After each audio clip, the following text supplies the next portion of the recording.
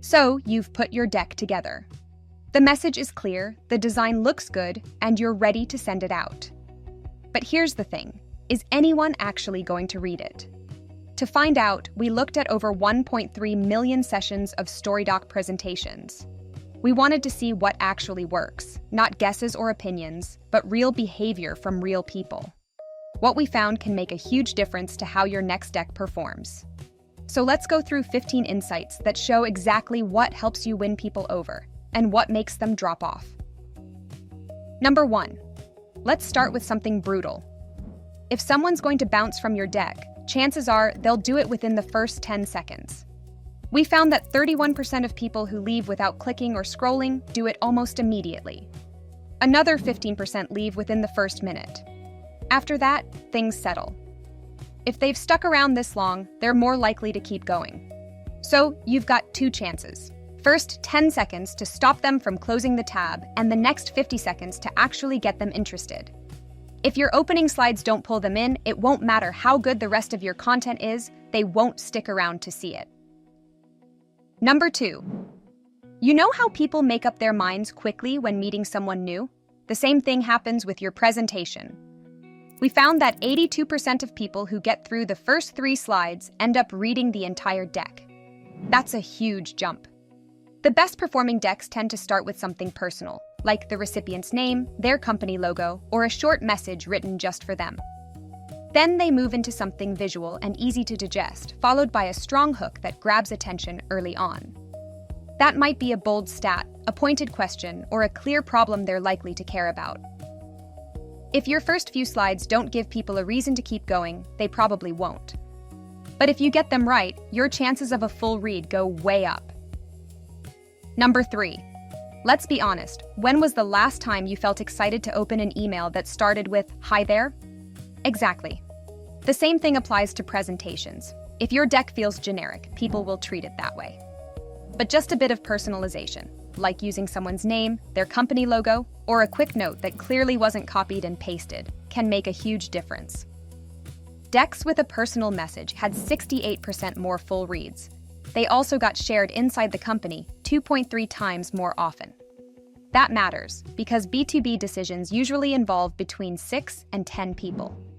And if you combine a personal message with a few slides that speak directly to the prospect's business, engagement can jump by up to 47%.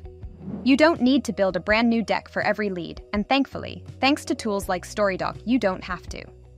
Just show them you've made an effort, and not greet them like a newsletter from 2011. That small effort can double your chances. Number 4. This one's simple and surprisingly powerful. Adding a short personal note at the top of your deck makes people 13% more likely to interact with it. Include your photo, and that number jumps to 24%. If you go a step further and add their logo or photo too, you can boost engagement by as much as 29%. Why does it work so well? Because it immediately makes your presentation feel like it came from a real person. Not a template, not a mass send, an actual human who took a moment to say something specific to them. It doesn't need to be long. A single sentence can do the trick. Something like, "It was great chatting earlier. I pulled together a few ideas based on what you mentioned." Or even just, "Thought this might be useful for you." It's the kind of small detail most people skip, but it's one of the easiest ways to make someone pause and give your deck a proper look. Number 5. Mobile isn't just for social media. We found that 32% of decks are opened on mobile, and that number goes even higher for cold outreach. So here's the issue.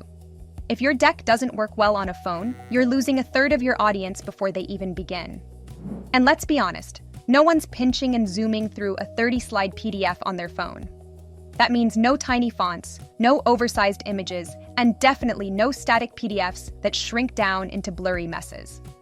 Your deck needs to load fast, scroll smoothly, and feel just as good on a phone as it does on a laptop, especially at the top of the funnel, where attention spans are short and the stakes are high.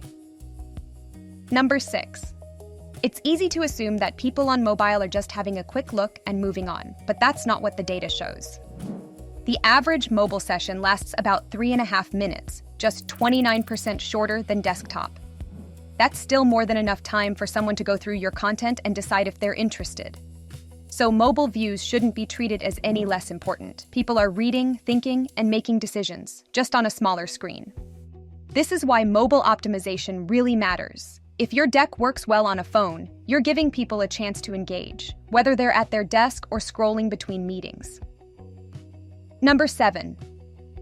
Timing makes a bigger difference than most people realize. If someone opens your deck within the first hour, there's an 82% chance they'll read it. After 24 hours, that drops to 48%, and if it's been a week, the odds are down to just 8%. Most decks either get read the same day they're sent, or not at all. So, if nothing's happened after a day, don't assume they're still thinking it over. Send a quick follow-up. It doesn't have to be pushy, just a friendly nudge to bring it back to their attention. That small move could be what gets the deal back on track. Number 8. Not every deck gets opened with the same intent. Some people are just browsing. Maybe they're curious or doing early research. Others open a deck because they're already deep in the decision-making process. Our data backs that up. Top-of-funnel content, like brochures and one-pagers, often used for cold outreach, had a 69% start rate. Mid-funnel presentations, like sales pitch decks, did better, at 81%. But proposals came out on top, with a 92% start rate. That's a strong signal of intent. So how should you respond to that? If you're sending a brochure, focus on sparking interest and making it easy to explore. But if you're sending a proposal, skip the warm-up. They're already interested. Get straight to the details that matter. Number 9. There's one simple slide that almost no one includes, and it's quietly costing them engagement. Only 11% of decks had a "what we've heard from you" slide, but those that did saw a 31% boost in engagement. So what is it?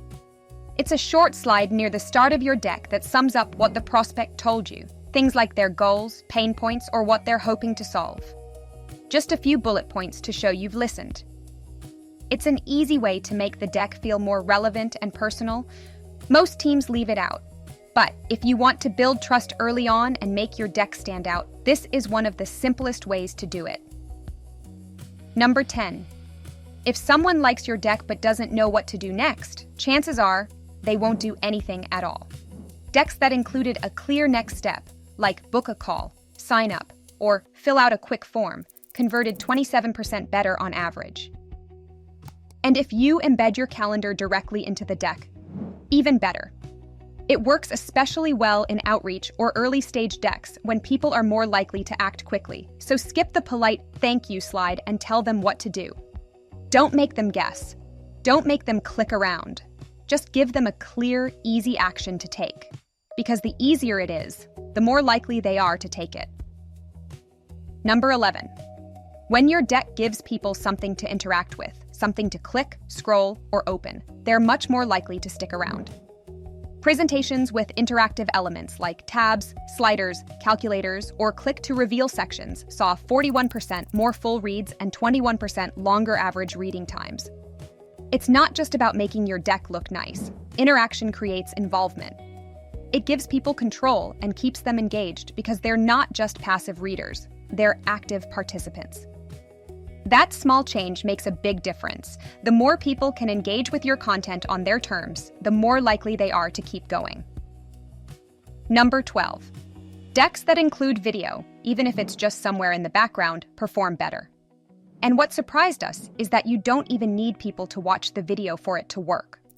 We found that just having a video on your cover slide makes people 32% more likely to interact with your deck.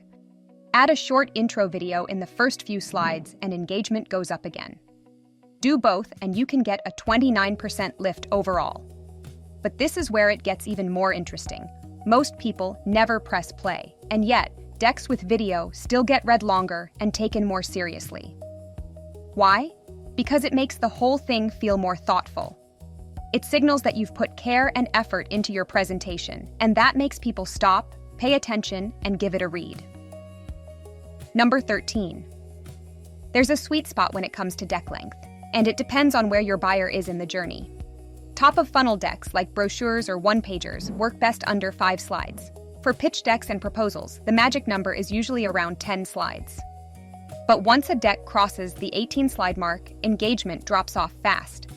At that point, it starts to feel more like a chore than something worth reading. That doesn't mean you need to cram everything into 10 slides no matter what, but it does mean every slide should earn its place. If it's not helping the reader move forward or make a decision, it probably doesn't need to be there. Number 14. The more people read your deck, the better your chances of winning the deal. These days, you're not just pitching to one person. In most B2B deals, there are multiple stakeholders involved, usually between 6 and 10. Our data shows that once a deck is viewed by 3 or more people within a company, your chances of closing start to rise. When 5 or more see it, things really start to move. So if only one person is opening your deck, it's a warning sign. But if it's getting shared around, you're on the right track. Number 15. You've probably seen it on blogs or news sites. That little line at the top that says 4-minute read. It's not there by accident. Publishers have tested it over and over again, and they know it works. And the same logic applies to your deck. When you include a quick note about the estimated reading time, even just a line near the top, bounce rates drop by 24%. That's right, just adding this small detail can keep a quarter more people on your deck. It helps set expectations. It tells people, this won't take long, which lowers the mental barrier to entry and makes them far more likely to actually start reading. It's one of the easiest fixes you can make, and, at the same time, one of the most effective. And there you have it, 15 data-backed insights to help you create presentations people actually want to read. If you're hungry for more stats like these, head over to our blog where we break down specific types of decks by funnel stage, from cold outreach to late-stage proposals, and share what actually works at each step.